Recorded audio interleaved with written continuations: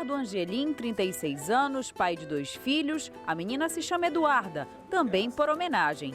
A explicação está na descendência do gerente comercial. Eu faço questão de manter ainda o Angelim na família, para que a história não se acabe com o passar do tempo, né?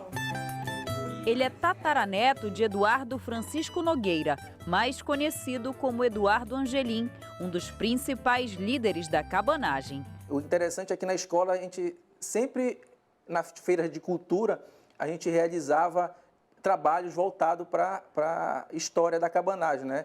Então, devido a gente ter conhecimento, ter material, espada, então, praticamente já era um trabalho certo e ponto certo na escola, devido a história da cabanagem e o nome que eu herdei, né, do Eduardo Angelim.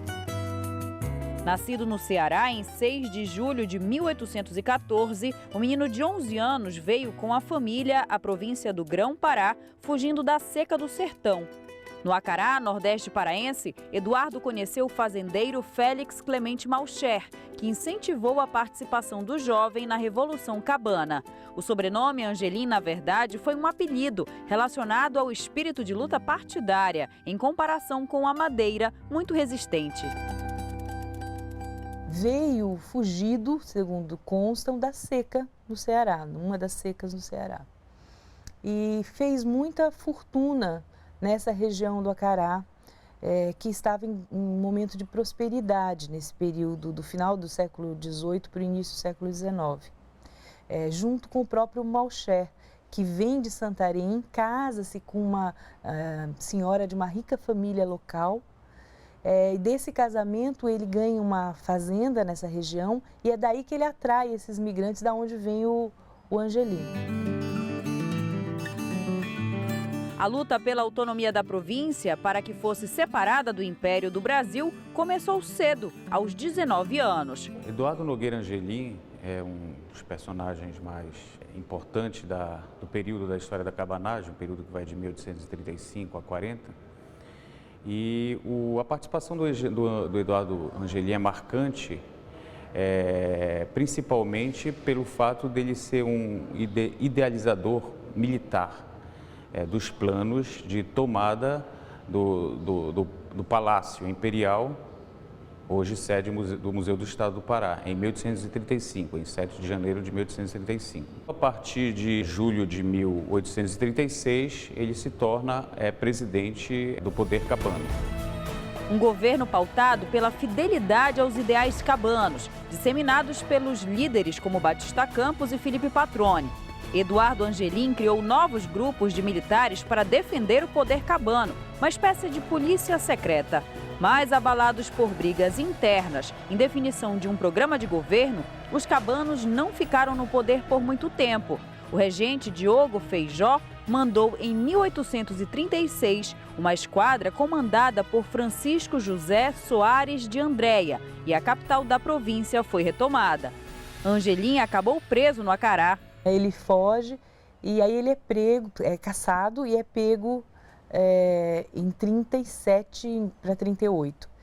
E aí ele fica um tempo preso aqui em Belém, numa corveta chamada Defensora.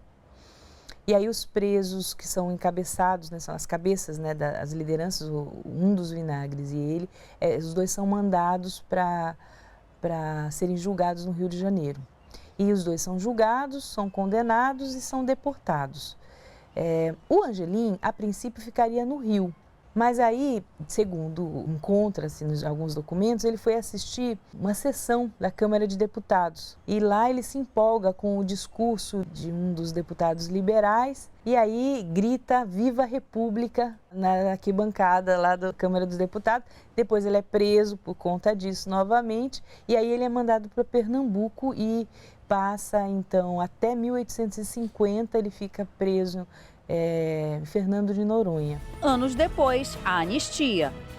Eduardo Angelim retornou ao Pará em 1851 e passou a viver em Barcarena. Ele morreu no dia 20 de julho de 1882, aos 68 anos, e foi enterrado na ilha de Trambioca, em Barcarena mesmo.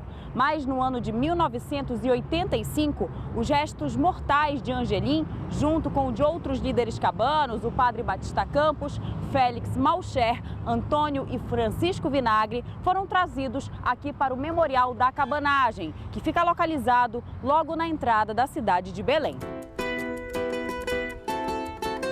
Projetado por Oscar Niemeyer, o monumento deu espaço também ao Museu da Cabanagem. Mas na década de 90, os restos mortais dos líderes foram retirados, assim como os outros objetos. O espaço foi fechado. Uma praça no bairro da Sacramenta recebeu o nome da liderança cabana. Os estudiosos também reconhecem o exemplo deixado. A história da cabanagem não é uma história de uma derrota, é uma história de uma batalha a ser lembrada e ser revivida e repensada historicamente o tempo todo. Quer dizer, você pode comemorar a tomada dos cabanos, o ideal que eles tinham ao tomar, mas você pode também relembrar o momento da anistia e as injustiças que foram feitas para a construção de uma nação brasileira. A família guarda muito mais que a espada usada pelo revolucionário. Um jovem visionário, nome forte, que traz no significado a vontade de lutar por uma pátria mais justa. É muito gratificante, né? E orgulhoso porque pela história que meu tetravô realizou no estado do Pará, né? Que, como eu falei, foi um marco, e o povo vivia oprimido, e nós tivemos uma grande libertação.